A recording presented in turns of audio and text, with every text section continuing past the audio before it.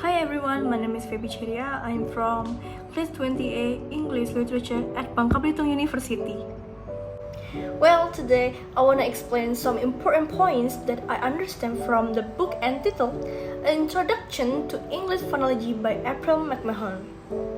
I will discuss and explain briefly about the food, which is on pages 123 till 128. What is food? Feed or food represent the rhythmic structure of the word and serve as the unit for describing stress patterns. In each food, one syllable is more prominent or stronger than the others. This syllable is referred to as the strong syllable. Up until this point, we have been operating under the assumption that syllables cluster together to form words, with some words consisting of only single syllable. Phonological processes are not particularly respectful of the borders between words, as we will show in the next section.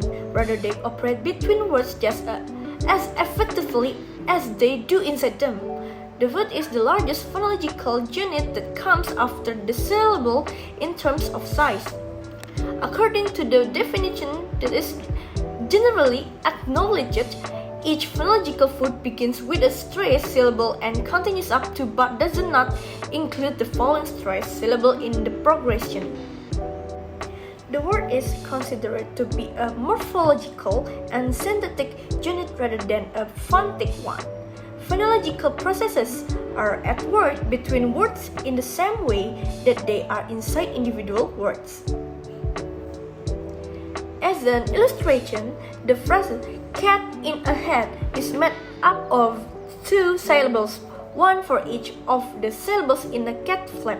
The same is true for the phrases the cat sat on the mat, which has a very small number of unstressed syllables in between the stressed syllables. The distinctive rhythm of English may be traced back to the isochrony of the feet in the language. Although there are only two words in the cat flap, as opposed to four in cat in the hat, there are also two feet in cat flap, one for each syllable because both cat and flap have some degree of stress. Sometimes a word will have more than one foot to it. For instance, as we saw previously, a word like rather, which places major stress on the first syllable and no stress on the second, can be contrasted to rather, which places primary stress on the first syllable and secondary stress on the second.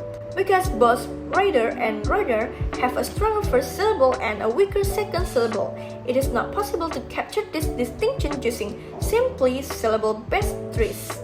To clarify the difference, we must recognize the food. Rather then has a single foot, while rather has two. The first S and the second W, recall that small sigma indicates a syllable, and a capital sigma, a foot. Cat flap and cat in a hat are examples of two words with the same number of feet, related as S versus W. The prominence relationship of WS reflects that cat flap is a compound bearing initial primary stress, while cat is a phrase with main stress towards the end. The iambic type known as structure WS provides evidence against the assertion that every food starts with a stressed syllable. In situations like this, the initial unstressed syllable will often realign itself so that it attaches to the food that came before it. The weak syllable will be more strongly connected with the stronger syllable that came before it in the phrase cup of tea. This is illustrated by the popular abbreviation CUPA for cup of, which stands for the phrase. Alright, I finished explaining some of the important points I understand about the food in this book. This video was made to complete the assignment for the English Phonetics and Phonology course given by Miss Nurvita Wijayanti as a lecturer in this course. Thank you, Miss, and thank you, everyone.